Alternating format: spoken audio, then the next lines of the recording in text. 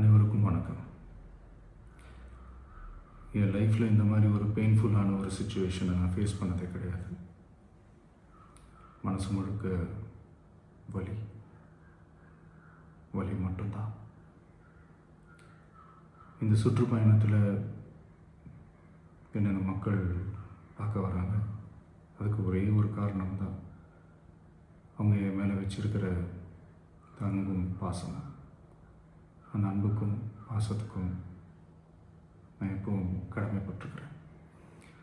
அதனால தான் இந்த சுற்றுப்பயணத்தில் மற்ற எல்லா விஷயங்களையும் தாண்டி மக்களுடைய சேஃப்டி, அதில் எந்த காம்ப்ரமைஸும் பண்ணிடக்கூடாதுன்றதுக்காக தான் அது என் மனசில் ரொம்ப ஆழமாக இருக்கும் அந்த எண்ணம்.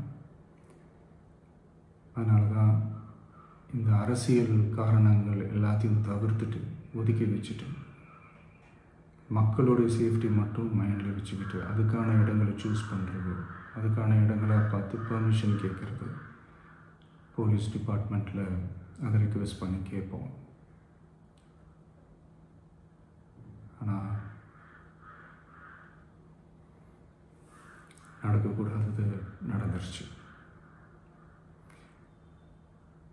நானும் மனுஷன் தானே. அந்த நேரத்தில் அத்தனை பேர் பாதிக்கப்பட்டு இருக்கும்போது எப்படி அந்த ஊரை விட்டுட்டு என்னால் கிளம்பி வர முடியும்? நான் திரும்ப அங்கே போகணும்னு இருந்துச்சுன்னா அதை ஒரு காரணம் காட்டி அங்கே வேறு சில பதட்டமான சுச்சுவேஷன்ஸ், வேறு சில அசம்பாவிதங்கள் அந்த மாதிரி எதுவும் நடந்துடக்கூடாதுன்றதுக்காக தான் நான் அவாய்ட் பண்ணேன். இந்த நேரத்தில் சொந்தங்களை இழந்து தவிக்கிற அத்தனை குடும்பங்களுக்கும் என்னுடைய ஆழ்ந்த இரங்கலை தெரிவிச்சுக்கிறேன். எனக்கு தெரியும், என்ன சொன்னாலும் இது ஈடேயாகாதுன்னு எனக்கு தெரியும். ஹாஸ்பிட்டலில் ட்ரீட் பண்ணிகிட்ருக்கிற எல்லாருமே சீக்கிரமாக க்யூர் ஆகி வரணுன்றதை இந்த நேரத்தில் நான் வேண்டிக்கிறேன். கூடிய சீக்கிரமே உங்கள் எல்லாரையும் நான் சந்திக்கிறேன்.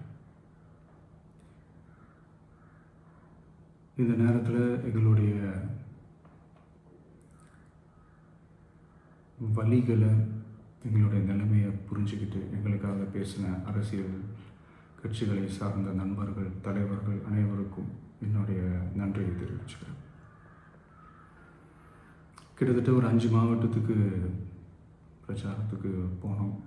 இந்த மாதிரி எதுவுமே நடக்கல. ஆனால் கரூரில் மட்டும் ஏன் எப்படி நடக்குது, எப்படி நடக்குது? மக்களுக்கு எல்லா உண்மையும் தெரியும். மக்கள் எல்லாத்தையும் பார்த்துக்கிட்டு இருக்கிறாங்க.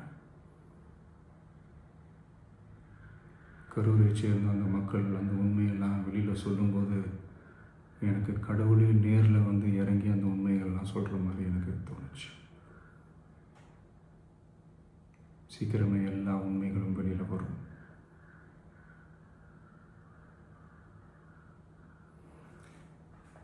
எங்களுக்கு தரப்பட்ட இடத்துல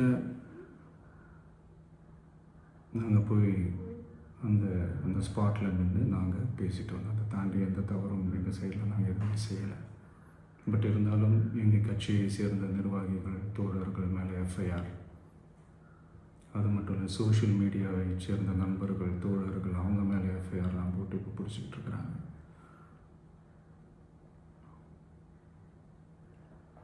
சிஎம் சார்,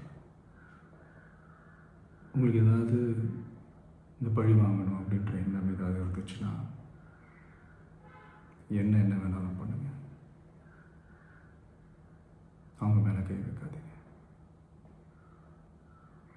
நான் ஒன்று வீட்டில் இருப்பேன், இல்லை நான் ஆஃபீஸில் இருப்பேன். என்ன வேணாலும் செய்யுங்க.